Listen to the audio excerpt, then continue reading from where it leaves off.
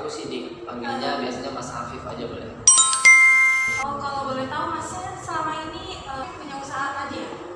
Oke, kalau saya usaha mulai rintis itu dari 2015. Yang pertama saya bangun, yang saya dirikan itu namanya Sugar Rush, food and beverage, atau biasa kita nyebutnya resto atau cafe gitu. Kayak semacam kuliner gitu ya? Ya betul. Nah di sini makanan yang saya bikin atau konsep yang saya buat di Sugar Rush adalah Western food. Western food itu masakan Eropa. Nah dari masakan Eropa itu ada menu cake slice. Cake slice ini dessert Western atau modern dessert yang mungkin di Bontang sendiri belum banyak pada saat itu.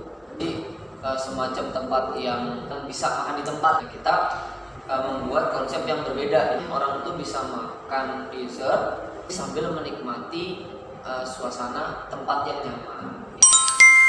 Pas awal-awal sebelum COVID ini Mas, ada nggak sih kayak rintangan atau tantangan gitu loh Mas selama Mas bikin usaha kayak gini? Banyak sekali rintangan yang paling terbesar adalah ketika saya buka Sugar Rush itu konsep yang saya ambil memang salah satu tantangan yang besar, khususnya di daerah Bontang. Kenapa bisa saya bilang seperti itu? Karena Western food pada masa itu di Bontang 2015 itu belum banyak. Karena apa? Satu, bahan yang susah. Suplai bahan ke Bontang ini sangat-sangat susah. Yang kedua adalah SDM, ya, jadi karyawan pada saat itu memang susah. Terus kendala yang lain dari SDM pada saat itu memang kendalanya adalah susahnya mendapatkan standarisasi SDM yang bagus. Yang terbesar sih itu sih, sebelum pandemi itu yang terbesar kendalanya adalah itu. Dari segi bahan, terus SDM sama mindset. Ya, mindsetnya konsumen kita di Bontang itu pada saat itu belum mereka makan Western itu belum worth it gitu loh. Mengeluarkan uang 20.000 dengan makanan yang seperti itu nggak worth it, nggak sesuai menurut mereka. Ya, kalau setelah pandemi, kendala yang terbesar adalah ya memang kita gimana caranya beradaptasi dengan kondisi, itu yang paling berat. Ada nggak sih kayak keinginan atau pencapaian atau cita-citanya Mas terkhusus sebagai pengusaha gitu yang Mas ingin raih dalam waktu dekat atau dalam waktu jangka panjang gitu? Banyak ya. Yang pertama jangka pendek lah ya. Jangka pendek ini saya pengen memperbaiki sistematikanya, SDM-nya, produknya kita perbaiki.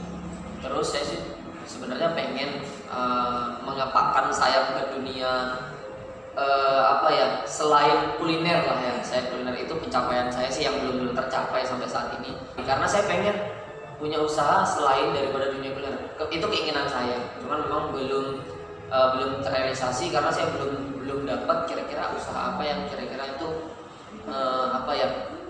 memang dibutuhkan sama orang nih. Itu yang saya mau lihat sekarang, kira-kira bahan pokok apa sih yang kira-kira bisa kita jual, kita jadikan bisnis apa yang kira-kira bisa jadi bisnis pokok. Itu pencapaian jangka pendek. Saya pengennya ada usaha lain selain bidang kuliner. Kalau jangka panjang sih pengennya yaitu buka usaha di luar selain di Kota Bontang. Mungkin kita bikin brand lain, kita bikin sesuatu hal yang baru di tempat itu ya, atau kemana yang kira-kira memang prospeknya lebih menjanjikan gitu. Selaku pengusaha nih, maksudnya apalagi udah berkecimpung di dunia kuliner kayak gini kan udah lumayan agak lama ya Mas, udah kurang lebih 6 tahun. Ada nggak sih kayak pesan kritik itu buat saya sendiri juga selaku mahasiswa atau buat para pengusaha di luar sana gitu loh Mas, yang kayak baru merintis gitu. Terus ada nggak sih Mas kunci sukses? Kunci itu yang paling pertama adalah jangan malu. Itu kunci juga. Ketika kamu malu, kamu kerja apapun gak akan bisa sukses, gak akan bisa bagus. Karena kalau kamu sudah malu, sekalipun kamu jual apapun, kamu malu, gak bakalan bisa hebat. Karena kalau kamu tidak punya kunci di situ, kamu masih malu, aku malu masa kerjaanku kayak gini aja, kenapa harus malu? Semuanya itu pasti bakalan ada stepnya. Misalkan kamu kerja dari jam 9, pulang jam 5 misalnya. Oh, jam 5 sampai jam 7 saya punya waktu kosong nih. Maksimalkan dong, misalkan usaha online. Online itu kan nggak harus 24 jam kita pegang HP. Sekali-kali ada customer nih, ada sebentar. Kadang orang nggak terpikirkan, oh saya udah kerja kok, ya udah nggak cari sambilan lah. Kerja udah jadi tanggung jawab, masuk pagi, masuk siang. Kamu udah dikontrak di situ misalnya.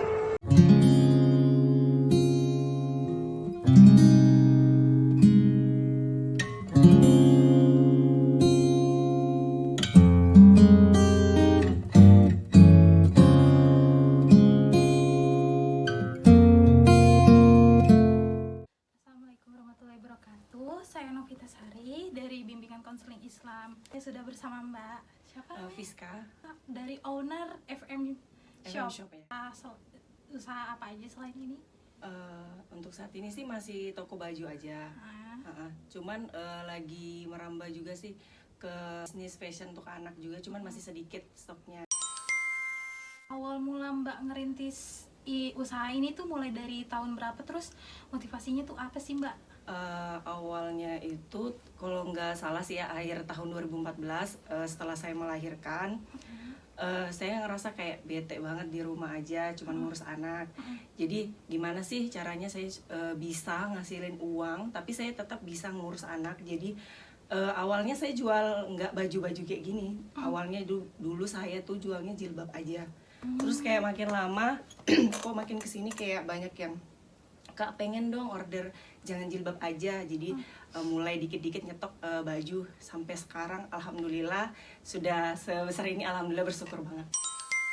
Sama mendirikan usaha ini tuh Mbak ngerasa apa aja sih Mbak rintangan yang Mbak hadapi selama kurang lebih ya berapa tahun ya Mbak? Banyak banget sih Mbak. Cuman yang paling terasa banget itu ya kayak waktu saat-saat kayak gini sama pandemi kayak gini kan pasti otomatis kayak pendapatan nggak seperti dahulu kayak gitu kan. Namanya juga banyak kayak pengurangan karyawan. Terus target pasaran FM Shop itu kan banyaknya anak sekolah ya Mbak. Sedangkan selama pandemi ini anak-anak nggak sekolah, jadi kayak mereka tuh kan nggak dapat uang jajan, jadi kayak gimana gitu mau belanja kayak gitu sih masalahnya. Di pandemi ini aja sih yang kayak menurut saya yang paling berat sih menurut gitu. Jadi kayak selama pandemi ini kayak agak berat banget gitu iya, buat soalnya Mbaknya. saya kan punya 2 karyawan juga. Terus saya tuh ngerasa kan saya harus bisa survive, bisa biar karyawan saya tetap bisa bekerja gitu loh. Maksudnya saya nggak bisa, biar saya tetap bisa kerjain dia walaupun saya pendapatan sedikit, yang penting saya bisa gaji mereka. Itu aja sih yang terpenting untuk saat ini selama pandemi. Gitu. Oke. Mbak sendiri punya nggak sih keinginan atau cita-cita atau apa gitu yang pengen Mbak raih gitu selama bikin usaha kayak gini tuh? Yang pengen saya pengen lebih besar lagi tokonya tentu aja ya, biar bisa buka lowongan pekerjaan untuk teman-teman yang membutuhkan kerjaan gitu. Pokoknya itu sih selama pandemi ini pengen buka usaha lebih besar lagi tokonya. Terus biar bisa orang-orang lebih banyak, karyawanku nggak 2 aja tapi bisa lebih banyak ngebantu orang lain gitu. Terus sejauh ini selaku pengusaha ada nggak sih Mbak ide atau gagasan gitu usaha yang selain ini gitu Mbak yang pengen Mbak kembangin gitu loh? Saat ini sih masih fashion aja. Cuman kalau kasih rezeki lebih mungkin ya pengennya kayak misalnya kan ini saya cuma jualan baju, pengennya juga merambah ke kayak kosmetik gitu, kayak perlengkapan. Jadi kayak satu toko lengkap, kalau kalian cari kosmetik, pakaian, kayak ada semua gitu. Itu sih yang pengen saya. Semoga semoga diwujudkan sama Allah Subhanahu wa Ta'ala. Terus ada nggak sih Mbak pesan buat saya sebagai mahasiswa, terus itu juga buat teman-teman di luar sana yang masih pengusaha, yang masih ngerintis banget gitu Mbak.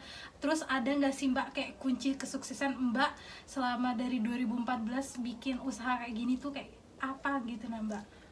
Kalau dari saya sih kalian harus tetap survive, jangan kayak nyerah. Apapun itu harus dijalanin dengan ikhlas. Yang penting itu yang paling utama kita berdoa ya. Karena namanya apapun itu tanpa berdoa nggak akan berjalan mulus apa yang kita mau. Itu aja sih. Terus jangan pernah menyerah. Apapun itu kalian pasti akan lewati masa itu. masa buruk-buruk kalian. Pasti akan kok kalian lewati dengan tenang, dengan berdoa terus. Insya Allah usaha kalian pasti bisa lebih maju, lebih besar, insya Allah.